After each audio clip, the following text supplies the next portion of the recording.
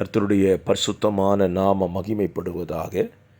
ஆசீர்வாதமான ஒரு நல்ல காலவேளையிலையும் அனுதினம் அண்ணா என்கிற வேத தியானத்தினால் உங்களை சந்திப்பதில் மிகுந்த சந்தோஷம்.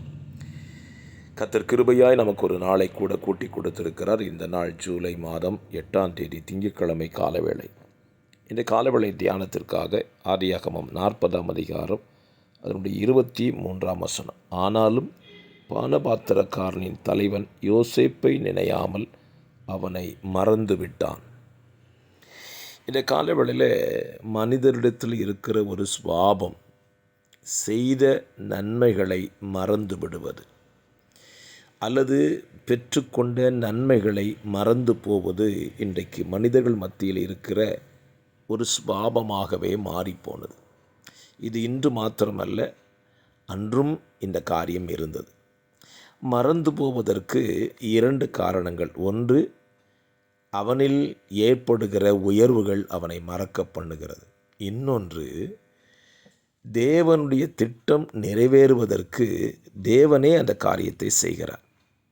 ஆனால் நாம் இந்த காலவெளியில் தியானிக்க வேண்டிய ஒரு வார்த்தை, நமக்கு நன்மை செய்தவர்களை நாம் ஒரு நாளும் மறக்கக்கூடாது. பாருங்கள், யோசேப்பு சிறைச்சாலையில் இருக்கும்போது இந்த பானபாத்திரக்காரனும் சிறைச்சாலையில் இருக்கிறான். அவன் கண்ட சொப்பனத்திற்கு அர்த்தம் சொல்லிவிட்டு யோசேப்பு இதே 40ஆம் அதிகாரத்திலே சொல்லுகிறான், நீ வாழ்வடைந்திருக்கும்போது என்னை நினைத்து என் மேல் தயவு வைத்து என் காரியத்தை பார்வோனுக்கு அறிவித்து இந்த இடத்திலிருந்து என்னை விடுதலையாக்க வேண்டும் என்று கேட்டுக்கொள்ளவும் செய்கிறான். யோசேப்பு சொன்னபடியே பானபாத்திரக்காரனுடைய வாழ்க்கையில் நடக்கவும் செய்தது. அவன் உயர்த்தப்படுகிறான், திரும்ப அதே வேலை கிடைத்து விட்டது. ஆனால் யோசேப்பு சொன்ன வார்த்தையை பானபாத்திரக்காரன் மறந்து விட்டான். என்னை கேட்கிற அருமையான கர்த்தருடைய பிள்ளைகளை, உங்கள் வாழ்க்கையிலையும் கர்த்தர் சொன்ன வார்த்தைகள் எல்லாம் உங்கள் வாழ்க்கையில் நடந்திருக்கும். ஆனால் நீங்கள் அதை மறந்து போவீர்கள். மறந்து போவது என்பது தவறு. ஸ்தோத்திரம். அந்த பானபாத்திரக்காரன் அதை மறந்துட்டான்.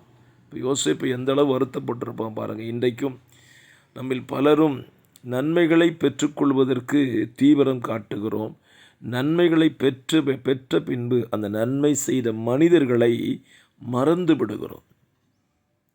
அந்த காலவெளியில் இது தவறு என்பதை ஆண்டவருடைய வேதத்திலிருந்து தேவன் நமக்கு சுட்டி காண்பிக்கிறார். ஆகவே நமக்கு நன்மை செய்தவர்களை மறவாமல் அவர்களை நீங்கள் நினைத்து அவர்களுக்கு உங்களால் உண்டான நன்மைகளை உதவிகளை செய்வதற்கு கர்த்தர் இந்த நாளிலே உங்களுக்கு உதவி செய்யட்டும்.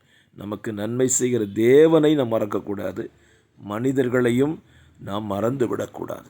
ஆகவே இந்த காலவெளி இந்த வசனத்துக்கு உங்களை தாழ்த்தி ஒப்பு கொடுங்க. பரிசுத்த பிதாவே, இந்த காலவெளியிலேயும் எங்களுக்கு நன்மை செய்த தேவனையும் மனிதர்களையும் மறந்து விடாமல் நினைத்து பிரதிகாரம் செய்ய கர்த்தர் எங்களுக்கு கிருபை பாராட்டும்.